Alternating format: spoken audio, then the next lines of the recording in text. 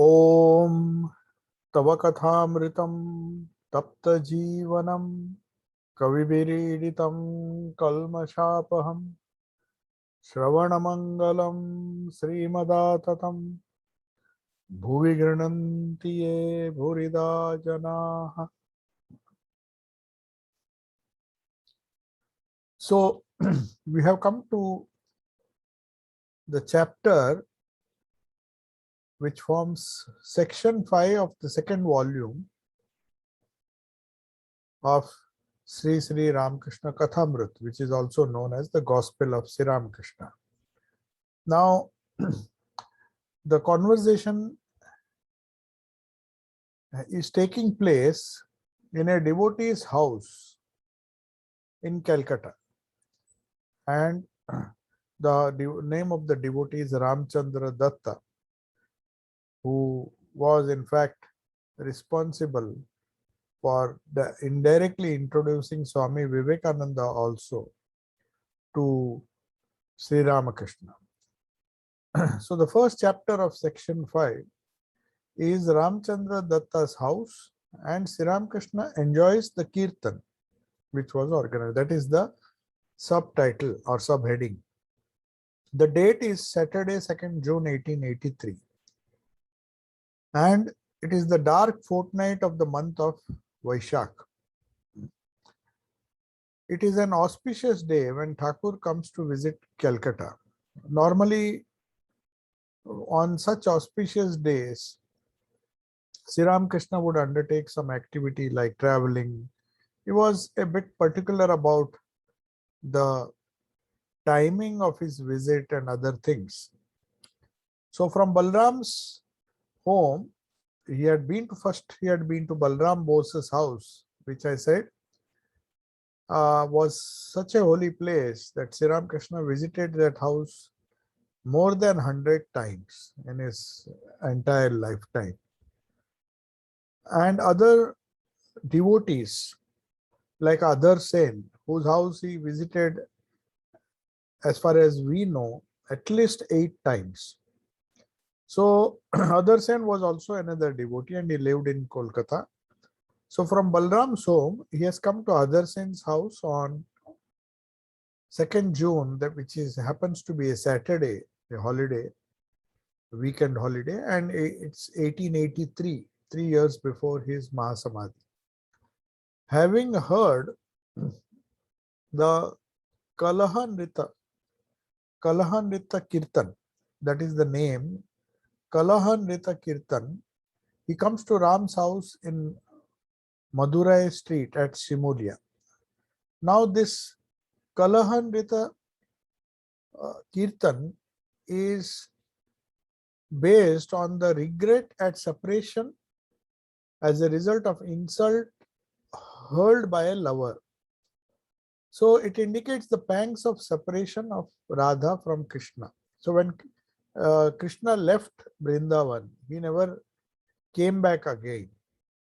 So Radha and all the other gopis were experiencing the pangs of separation from their beloved Krishna. So that is the spirit behind this Kalahanrita. Kalahantrita. It is known as Kalahantrita.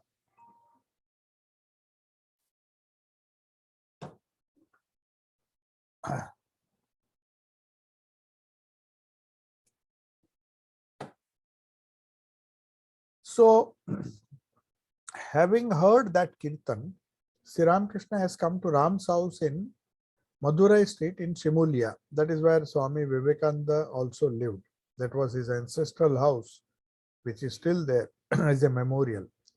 Ramchandra Datta, who had qualified in medicine, he was a doctor, was first an assistant chemical examiner in the medical college. Later on, he became a professor of chemistry in Science Association. This Science Association, as you all know, was started by one of the devotees of Sri Ramakrishna, the doctor who treated Sri Ramakrishna, who was Mahendralal Sarkar. In fact, he was the first he was the doctor who treated, homeopathic doctor, although his qualification was in allopathy. He later on shifted to homeopathy and he was treating Sri Ramakrishna. And this doctor, Dr. Mahendralal Sarkar, started an Indian association for cultivation of sciences. I think he was a professor in that science association. He built his house with his own money. He naturally was a very prosperous person, devotee, and he had built his house with his own money. Thakur had visited his house on several auspicious occasions, and consequently, it has become a very holy spot of pilgrimage for the devotees. Even in those days, this was recorded in 1883. Thakur was still alive. After his Mahasamadhi, of course, now it is known as Yogodhyan Mutt. It is the place where the ashes and the relics of Sri Ramakrishna were first interned. Of course, a part of it was secretly collected by Niranjananandji, who did not want to part with the entire ashes and the relics, holy relics of Sri Ramakrishna after he was cremated, because they didn't have a place to stay. The monastics, the would-be monastics, though they were very sad at the Mahasamadhi of Sri Ramakrishna, still they wanted to live together in a monastery, but they didn't own any land. So the householder devotees, including Ramchandra Datta, suggested, why don't we intern these ashes at the place in Yogodhyan, the Kakurgachi, where he had a garden house. He said, I'll build a beautiful temple there. He was a rich devotee, he could easily do that, and he wanted to build a nice memorial. So unwillingly, the would-be Sannyasin disciples, because they did not have any land where they could intern the ashes or in a very befitting manner, they decided to take away little relics and some ashes in an urn. They took the major portion, in fact. The rest of it they handed over to Ramchandra Datta, who interned it in this house, that very place of pilgrimage which is referred to here. And by the grace of the Guru, his Guru was Sri Ramakrishna, obviously. Ramchandra, now this is when Sri Ramakrishna was alive. So M is recording all these things. And he says, by the grace of his Guru, Ramchandra is trying to lead the spiritual life of a householder. Because he was married, so he was naturally trying to live a spiritual life while being an householder. And Sri Ramakrishna profusely praises Ram. Ram, of course, had many good qualities.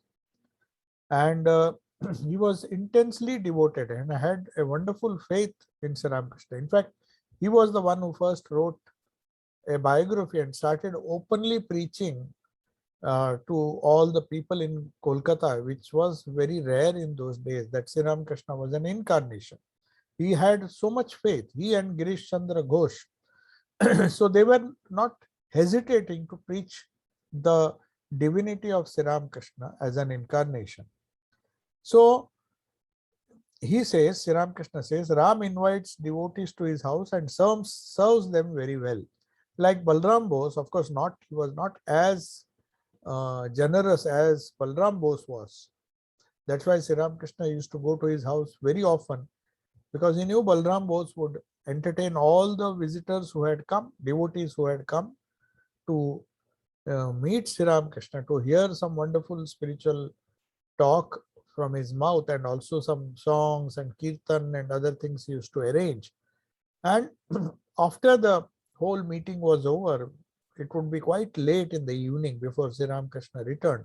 So Balram Bose also made arrangements for dinner for all, or prasad for all the devotees who could not possibly go home and cook. So Ram also used to do the same thing. He had the means to feed so many devotees, and Sri Ramakrishna liked that. Sri Ramakrishna used to always insist, whenever he went to Kolkata, he would ask these devotees like Ramchandra Datta, Adhar Sen, and Balram Bose and others who were rich enough to feed the devotees. He used to insist on feeding the devotees because he knew there was people who would come from long distances. It was not so easy to travel in those days, and people would come. People who did not have the means to come in carriage would sometimes come walking. So Sri Ramakrishna was so concerned about these devotees that he used to uh, ask these disciples of his, householder disciples of his, Ramchandra Datta, Balram Bose, and many other devotees, to feed the devotees who have assembled there. So now uh, he, his house, Ramchandra Datta's house, has become a special meeting place of devotees. Nitya Gopal was one of the young devotees. Latu, Tarak, later Tarak was known as Swami Shivananda, who became the second president of the Ramakrishna order, have become like members of Ramchandra's own family. Latu and Tarak, I think you all know, they had no house. Latu had left.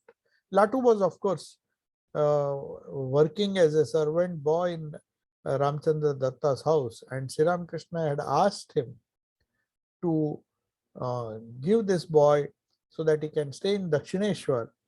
And Ramchandra Datta had kindly agreed so that he could serve Thakur during his last illness. So Latu was very close. He was like a family member. Tarak, uh, who was practically living with Sri Ramakrishna in those days, and they used to go wherever Sri Ramakrishna used to go.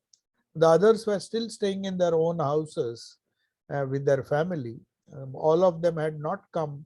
It was only in Kashipur where most of the would-be monastic disciples, the young disciples, would come and gather and had gathered there. So they have lived with him for several days with Ramchandra, this Nitya Gopal, Latu. So Latu Maharaj was there, obviously, and even Tarak, Swami Shivananda, used to stay because he had a large house, very big garden house. He lived somewhere else. He had an extra garden house where these young boys would live. And besides, M writes that Narayana is worshipped here daily. Narayana is Lord Vishnu. The emblem of Narayana is the Salagrama, the small stone emblem of Lord Vishnu, and he is worshipped as Narayana. So that is the background which M is giving now. The conversation has not started. M is trying to give a picture of how Ramchandra Datta's house was, where the devotees. It creates a beautiful word picture of the whole scene, of the whole conversation that took place on 2nd June 1883. Ram first invited Sri Ramakrishna to his home on the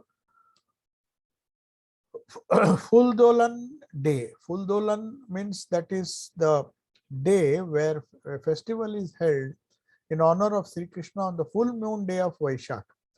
A swing of flowers is decorated for Sri Krishna on this day, and then as if it's like a cradle where Sri Krishna, the image of Sri Krishna is kept, in the swing of flowers. It is beautifully decorated with flowers. So before that, Sri Ramakrishna had attended that, and it was the full moon day. That was the first time when Ram invited him to his home. On this day, nearly every year, he invites Sri Ramakrishna with his devotees to celebrate this festival. So after he first invited him on this particular day, he continued the tradition of inviting Sri Ramakrishna every year till he lived. Many of Ramchandra's disciples, who are like his own children, continue to celebrate it. So after the passing away of Sri Ramakrishna, Ramchandra Datta himself started giving initiation, and he had a lot of disciples. So most of these disciples, he treated them as his own children. He was so close to all these devotees, the young devotees. that later on they continued this tradition, and even afterwards they continue to celebrate it. So M is writing this, and this, since the second volume was published much later after the passing away of Sri Ramakrishna, he writes that this celebration which was started, in which Sri Ramakrishna for the first time went to Ramchandra Datta's house, and every subsequent year till he lived, till his Mahasamadhi, this day was celebrated, and his disciples have continued that tradition.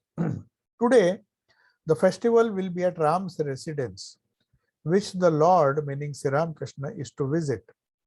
So Ram has arranged for a reading of Srimad Bhagavata. Some Panditji would come and read the Bhagavata and explain. Though the courtyard is small, a great deal has been arranged in it. There is a canopied dais for the Pandit to sit while reading the story of Raja Harishchandra from the Bhagavata. This is a famous story which Mahatma Gandhi liked a lot. The adherence to truth of Raja Harishchandra was a very prosperous king, but because of some promise that he had made to Vishwamitra, he had to renounce everything, and even his own wife and child, and he had to sell himself to fulfill the promise he had made to Vishwamitra. But of course, at the end, and his only child died. So, but he never gave up the truth. Once he had promised something, he would fulfill that promise. So the story of Raja Harishchandra is famous. It has been inspiring generations of Indians from time immemorial. It is in the Srimad Bhagavata, the story of Raja Harishchandra. So that story, that portion of the Bhagavata was being read and explained.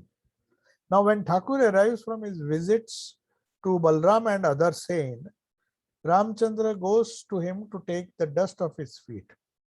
He then accompanies Thakur to a pre-arranged seat in front of the dais. He is surrounded by devotees. M is seated close to him.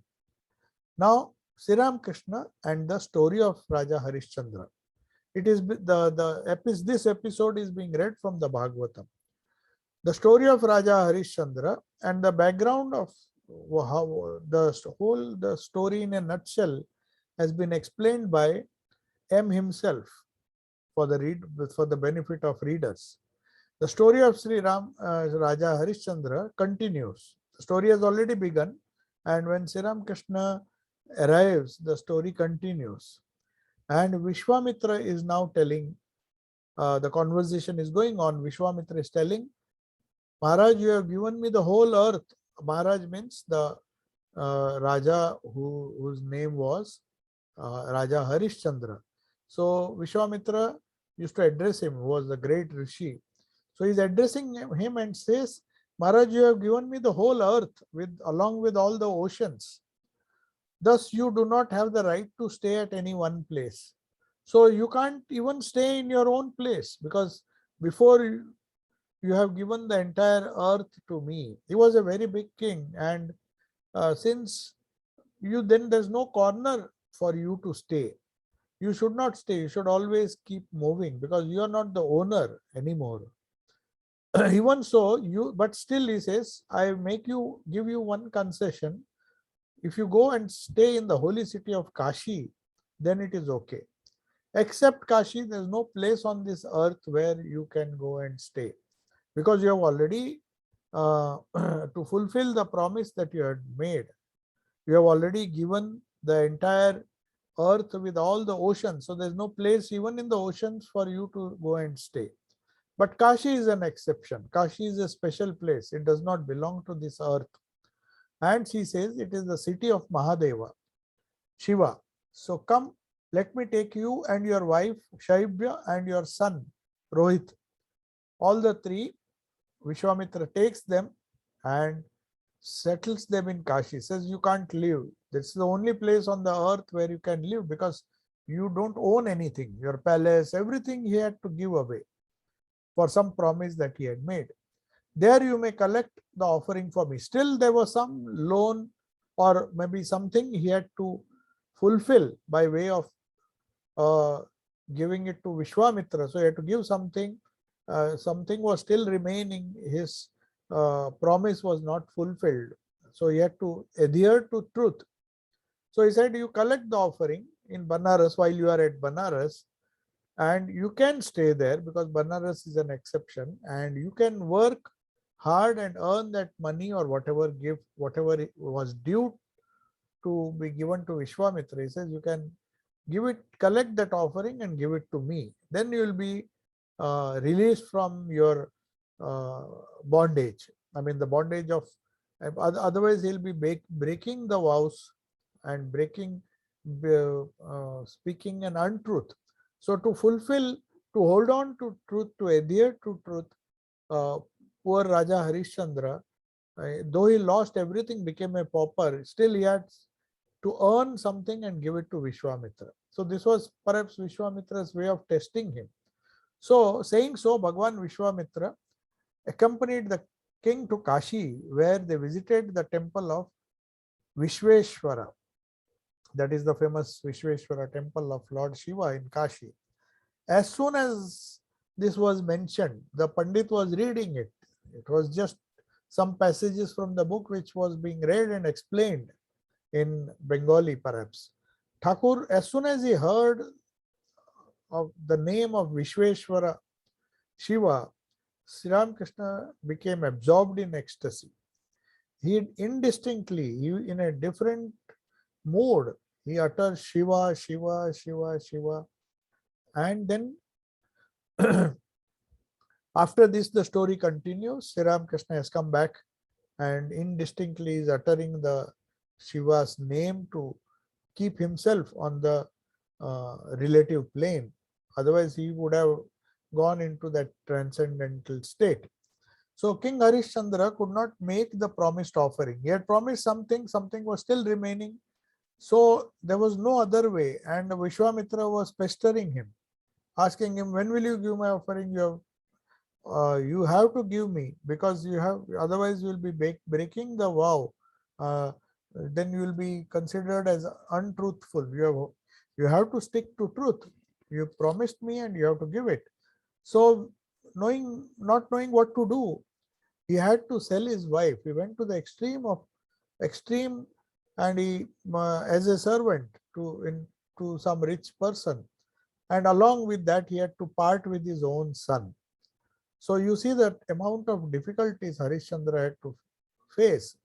In fact, this story was so moving. These dramas would be enacted, showing how much respect he had for truth and how much suffering he had to undergo to hold on to truth. That Mahatma Gandhi, who saw this drama when he was very young, he was so impressed. He not only started crying, but they say that totally transformed his life, and the love for truth, holding on to truth as a tapasya, became a hallmark of Mahatma Gandhi's life. And he was very much impressed when he was very young, when he listened to this King Harishchandra's devotion to truth. So he went to the extent of to selling his wife and his son Rohit, and then still he could not pay whatever was due. So the son went with his wife.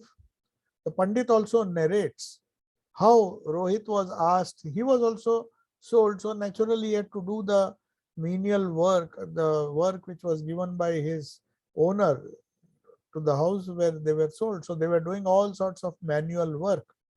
So he was asked to pick flowers at the Brahmin. The master was a Brahmin. So for his puja, he had to pluck flowers from the garden. And one day a snake bit him in the garden and he died in the deep darkness of night. So after the snake bit him, maybe he was plucking flowers late in the evening. He did not notice a snake bit Rohit. And then this poor lady who was working as a maid servant in this rich Brahmin's house, because the father, King Harishchandra, had sold himself also. It's not that he sold his wife and children, but he himself sold himself for some money with which he paid the dues which were to Vishwamitra. and Vishwamitra was testing him all the while. So since he was not with the son, this wife of King Vishwamitra, Shaibya, with the dead son Rohit, who was a small kid, a small child, that child, she took her because there was nobody to cremate her. They didn't have the money to cremate him. So there was nobody to help them. So she all alone picked up the body of her son in her lap and started for the nearest cremation ground. Now, and there was a lot of thunder, lightning was flashing among the clouds. So it was as if lightning was playing again and again in order to pierce the darkness. That's how he describes it. That is how the description goes. And Shaibya was crying as she went, sorrow stricken, full of fear. And in that night she had to go because she didn't know what to do with the body of her son, who died because of snake bite. Because he was unable to collect the entire money for offering, Harishchandra himself he sold himself to a Chandala. Chandala means one who cremates bodies in the cremation ground. So that Chandala perhaps was very busy, wanted some assistance, so he had employed Harishchandra. Having then turned into a Chandala himself, the king had to forcibly work as an assistant to a Chandala. Normally, apparently people who belong to the lower caste used to do all sorts of these sorts of jobs. But Harishchandra, there was no other option. He would not get employment anywhere else except cremating, earning a small fee from cremating dead bodies as an assistant to this Chandala, the main owner, his owner. And with that fee, he was trying to repay the money to Vishwamitra. Many bodies he had burned and had already been reduced to ashes. Now, how terrible the cremation ground would be in the dark night when so many bodies are burning one after another. And at that time, his own wife, unknown to her, she was not knowing what her husband was doing. So she suddenly comes to that very cremation ground where he was employed. The sound of her cries, she was crying bitterly, having lost her only son, young son. What human being does not feel his heart melt to hear this story? And all the listeners who were present there, they all started crying when the Pandit was trying to explain the situation. Of course, in his own emotional way, he would have explained. What is Thakur doing while listening to the story? Now, this is something which M observed. He saw that all others were totally in the reactive mode and they were weeping as if the description is taking place, the whole thing they are watching. Though it was just a narration of the story, the Panditji was so expert, the Bhagavad Pandit was explaining in such a way, in emotional way, and hearing the tragic story of Harishchandra's wife who has gone to the cremation ground unable to cremate the small child who has died because of snake bite, everybody starts weeping and crying loudly. Some of them are crying loudly. They have become so emotional. So Sri Krishna just tries to look at M tries to look at Sri Krishna and see what his reaction. But Sri Krishna was sitting absolutely still and silent. Now and then, M observed very carefully, a tear falls from the corner of his eye, but he quietly wipes it away. Why does he not cry out restlessly like the others? Now, this is a question which, like all other worldly people, when they approach, they sometimes feel that spiritual people, especially those who are deeply involved in spirituality, they don't show, they exhibit a lack of sensitivity when certain gross things happen in life.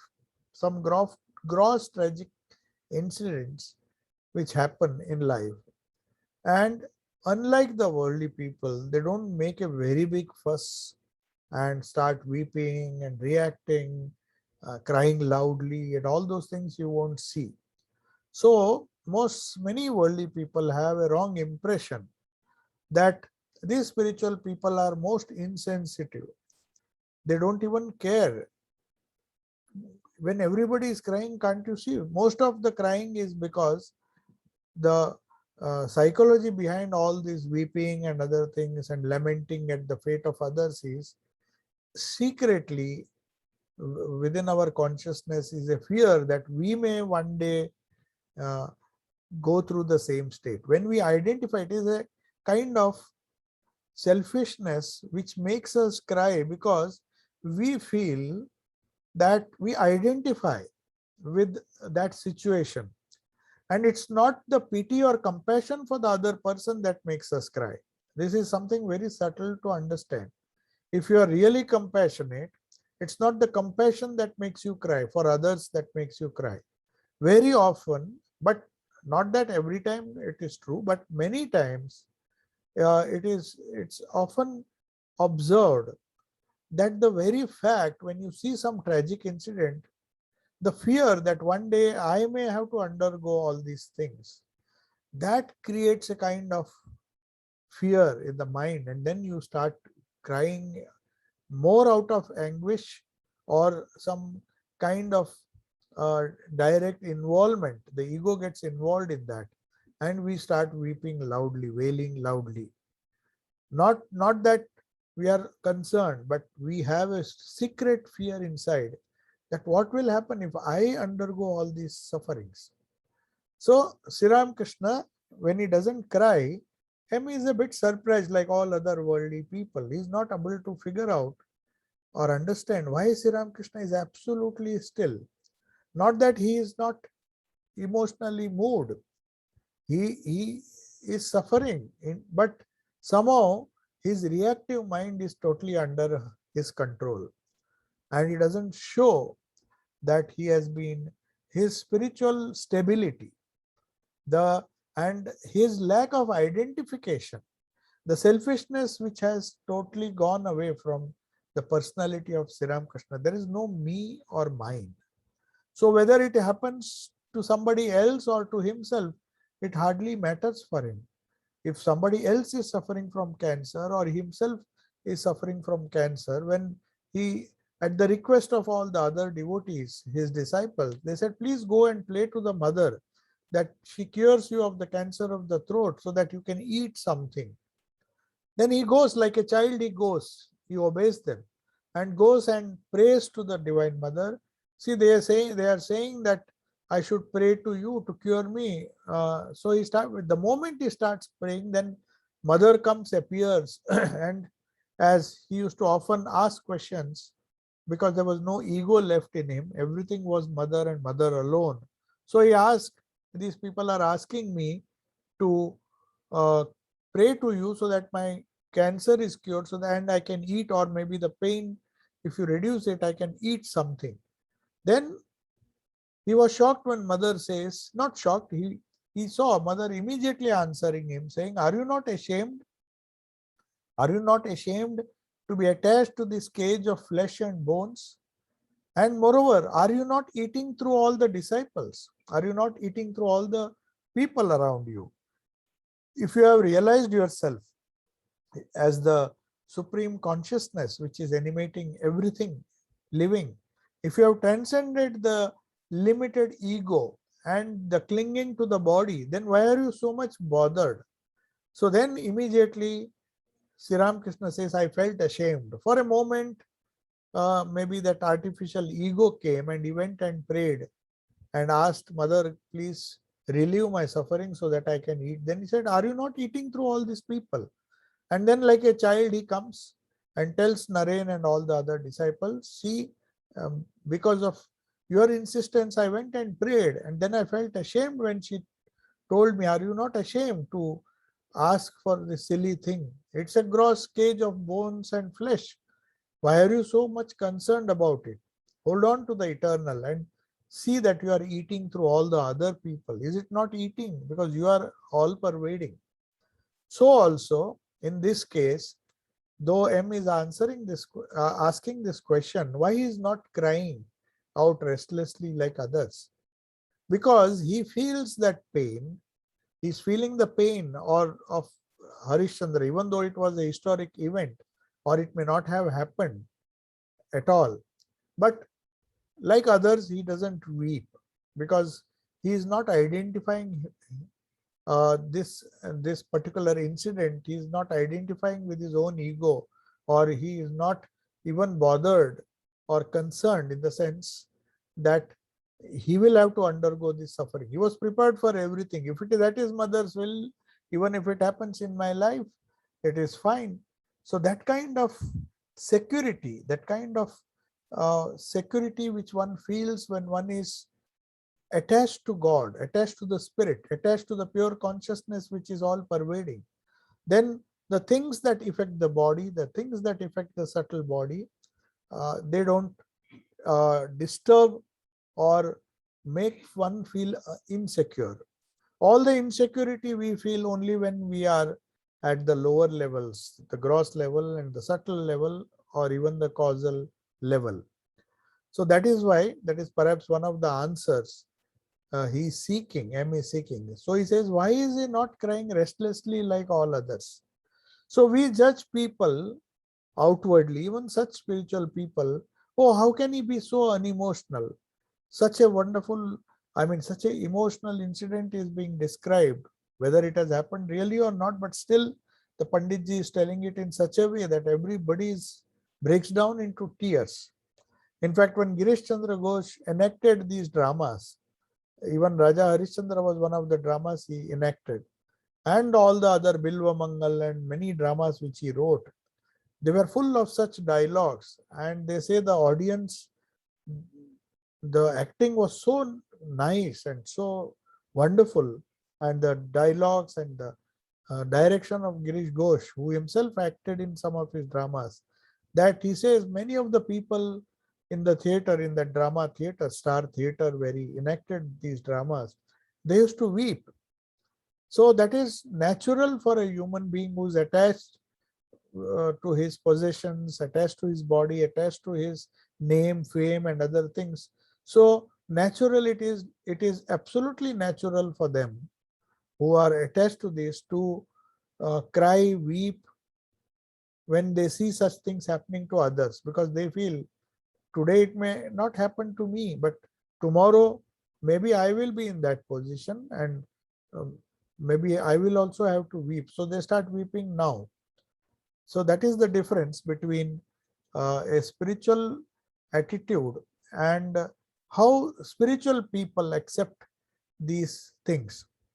So what is Thakur doing when listening to this story? Now M is asking a question and perhaps is not answering it.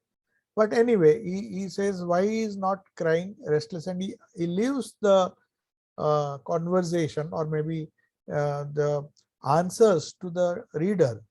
That way he is making the readers think. That's why when we read the gospel, we should not just read it casually. We should read it again and again, try to find out, and the wonderful way with which M has described not only the situation, the background of the people, and also he puts questions now and then, whatever comes to his mind, very honestly asks these questions. Maybe he did not know the answer then, or maybe he knew the answers, but he is leaving everything for the readers so that they can use their discrimination, they can use their mind, and the power of discrimination, Viveka Buddhi, the Buddhi which might have developed as a result of spirituality, and try to find answers to these perplexing questions of life. Now the story continues. At last Vishwamitra comes and revives Rohit, the dead boy. He comes, and when the extreme has happened and Rohit is about to be cremated by his own father, and his mother is weeping and wailing, Vishwamitra is so much impressed by his devotion to truth that he comes. They say he comes, and then using his powers, he revives him, Rohit, and then. Which one? Sandeep and Singh up to Croydon, UK. So then somehow he manages to revive this son whom they have lost, and gives the kingdom back to Harishchandra. That is how the story goes. The Pandit, everyone visited after that. Vishwamitra and Rohit and his mother and Harishchandra all visit Vishweshwara Shiva's temple. That is why it is considered to be a very holy temple, where Raja Harishchandra also visited with his whole family, and Vishwamitra, the great rishi, who is one of the great rishis India has ever produced. So the Pandit now ends his reading, the narration, by narrating that Harishchandra's throne which was taken away, everything is restored back to him. After he passes the test where he is holding on to truth in spite of all the provocations, all the trials and tribulations, he is valuing truth more than anything else. So that's why Sri Ramakrishna used to say, in this Kali Yuga, holding on to truth itself is tapasya. We don't have to do any other tapasya, like causing some trouble to the body and causing some voluntary trouble or pain to the body. That is the idea of tapasya. But he says in Kali Yuga, you don't have to do all these things. It is enough if you just hold on to truth. That itself is tapasya. As Harishchandra demonstrated, that he would not give up truth even at the cost of his son's life, is giving away his wife and himself embracing slavery for the sake of holding on to truth. So he was rewarded finally, and seeing his adherence to truth, Harishchandra's throne was restored and the son was also revived. He goes back with his father.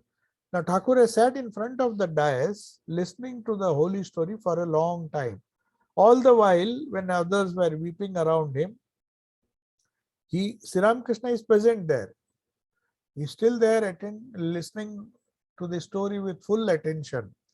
When the story ends, he goes to the outer room and sits down. The devotees and the Pandit narrator follow him and sit around him. Thakur requests the Pandit to narrate the story of Uddhava. Now, after hearing this, he does not comment much, but he asks the narrator after this. He says, can you recite the story of Uddhava? Uddhava's message, the Uddhava Gita, which is part of the Bhagavata actually. Uddhava is one more disciple of Sri Krishna, like Arjuna. In Arjuna's case, he was asked to fight and asked to do Karma Yoga when he wanted to renounce the world. He was not allowed.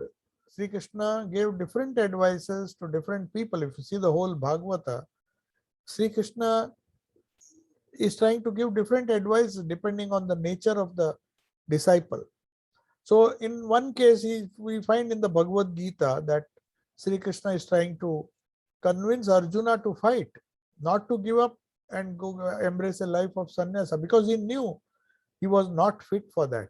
But that doesn't mean he discouraged everybody from that path. In fact, if you hear the story of Uddhava, the Uddhava Gita is full of renunciation. He says, what are you doing here? Just leave, go to Badrikashrama and lead a life of renunciation. So the Thakur wants the householders also to see.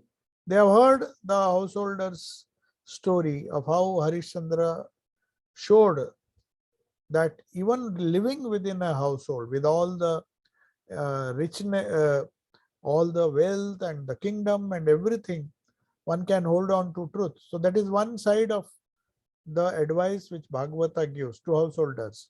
But at the same time, perhaps he wanted the other side, the other path, the path of nivrutti or renunciation to be understood by the devotees. So that two types of devotees, the householder devotees and the would-be monastic devotees who would not embrace a life of a householder, for them there is something. So that's why Thakur is requesting the Pandit to narrate after this story, Harishchandra story, narrate the story of Uddhava. And the heading now given is Liberation and Bhakti, the love of gopis. Gopis don't want liberation. Why they don't want mukti? This is discussed in the next section. We have a few minutes. I think this whole incident, it's a very long incident. I'll not start that. The narrator, who was the Bhagavata Pandit, is asking when Uddhava came to Vrindavan, the coward boy, much later, after Sri Krishna is left. So Sri Krishna wants to test, send Uddhava so that they can see what kind of love and what kind of devotion, which one-pointed devotion and the self-forgetfulness gopis had. Because Uddhava thought he was a great devotee. But perhaps Sri Krishna wanted him. So he says, go to Vrindavan and meet all the people there, my childhood friends, the gopis, and all the people. So the narrator says, when Uddhava came to Vrindavan, the cowherd boys and the milkmaids of Braja Bhumi, where the Vrindavan Leela was enacted by Sri Krishna, they ran eagerly to meet him. They asked, how is Sri Krishna? See, Krishna has left. He is such a detached type of person. Throughout his life, Sri Krishna's life is that of anasakti. No attachment to anybody at any time. Though he was a friend to so many, he was a father figure to so many. He was, in fact, the husband of so many people whom he married. But all through his life, the central theme of Sri Krishna's life is non-attachment. And that is the central theme of Bhagavad Gita as well, where he's telling Arjuna, whatever you do, just do anything but be unattached. So Krishna has left Vrindavan, the place where he was appeared to be so much attached to the gopis, and they would not have lived, they practically found it difficult to live without him. But he did not even wait. The day he had to leave, he just left Vrindavan and did not look back. So they were eager and they were waiting, and see the devotion of these gopis. So perhaps Sri Krishna wanted Uddhava to see how gopis are much more devoted than him. Krishna is gone, but still he says they come running to him, knowing that they have heard that he has come from the land of Sri Krishna, come from Dwarka or some other place. So how is Sri Krishna? They are asking him. Has he forgotten us? Does he remember us? Some of them began to cry. It has been so many years after Sri Krishna is left, but they still are attached to the divine life and personality of Sri Krishna. Some start crying, others took him to different parts of Vrindavan saying, this is the spot where Sri Krishna lifted the Mount Govardhana on his finger. Here he slayed Dhenukasur, here he slayed Shaktasur, and he grazed his cows in this pasture. So all the boys, some of his friends, the shepherd boys, the Gopalas, and all the others, the gopis, everybody is trying to show some place connected with Sri Krishna.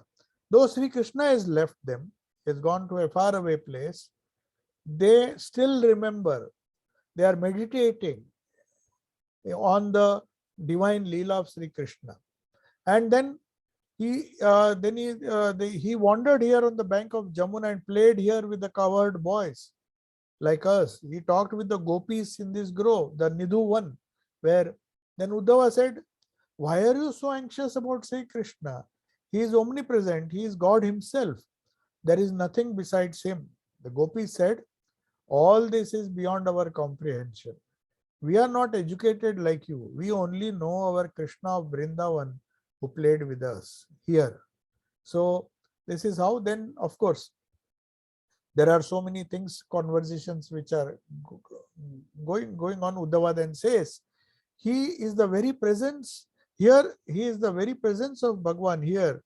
If you meditate on him, you don't have to come to this world again and to this gross world again. Meditation on him liberates the jiva, embodied soul. Now, Uddhava is full of jnana. He is full of vairagya. He has the spirit of sannyasa. So he says, what is there? Why are you so attached? But the gopis don't care for him, don't care for this advice. They say, we don't understand all this talk about liberation, mukti and all those things. We only want to see our Krishna, the beloved of our soul. Sri Ramakrishna is listening to all the conversation with full attention and goes into a bhava. He says, the gopis are right. Then he begins to sing a beautiful song. I will not begin that song now. We will see if there are some questions and we will discuss it in the next gospel class. Yeah, right now there are no questions. If there are some questions, you can ask. If anybody has anything to ask.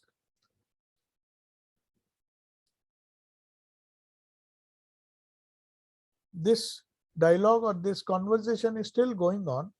Yes. There is one question by Shailesh. Just as Raja Harishchandra, should we always tell the truth? Yeah, of course, obviously. But if someone else is getting hurt, don't we have to, shall we have to tell the truth? Yes, of course, Holy Mother said, see, it is not the truth that really matters. It is the motive behind the truth, why the truth is being spoken. Sometimes, as Holy Mother said, it is better to keep quiet. For example, it may be a truth that somebody is lame or somebody has some physical defect. So Holy Mother said, you don't have to go and tell him, oh, you are a lame man. It is the height of indecency. So that doesn't mean that you have to always tell the truth. You can just keep quiet. It's a way of life. Something has happened. Somebody is deprived of certain limbs.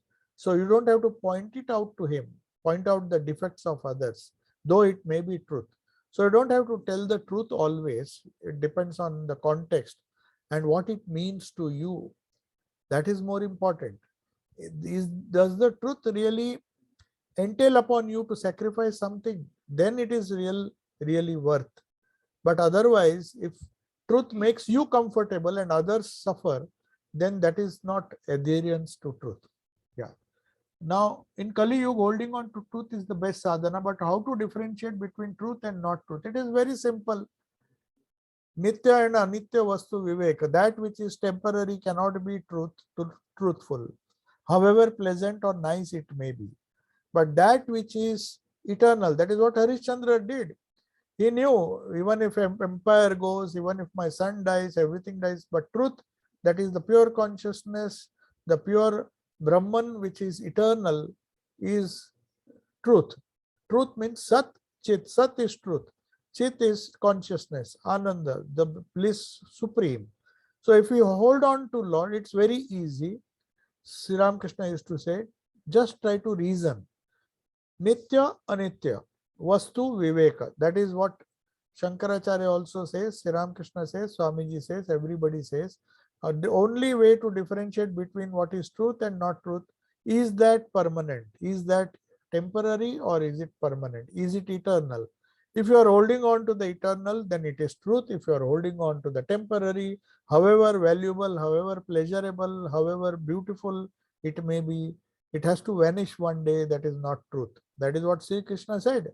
He had a wonderful life in Vrindavan, but he simply left because he was one with that eternal truth. So it did not really matter for him whether he was in the midst of a battlefield, in the most gruesome battlefield of Mahabharata, or he was just going the banks of Yamuna playing his flute. Everybody would definitely expect Sri Krishna would have been more happy in Vrindavan. No, it was not so.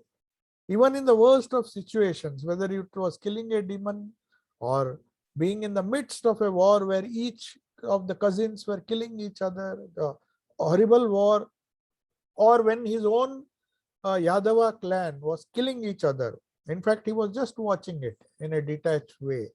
So that is what, because he was truth himself. He was the supreme Brahman himself. So that is what enables us to decide what is truth. Holding on to God, whatever takes us towards God, towards the Supreme Spirit is truth. Whatever takes us away from God or spirituality is untruth. So I'll take your leave. Om Shanti Shanti Shanti Harihi Om Tat Sat. Sri Ramakrishnaarpanamastu. Thank you, Swamiji. Thank you, Swamiji. Namaste. Thank you, Swami. Namaste. Thank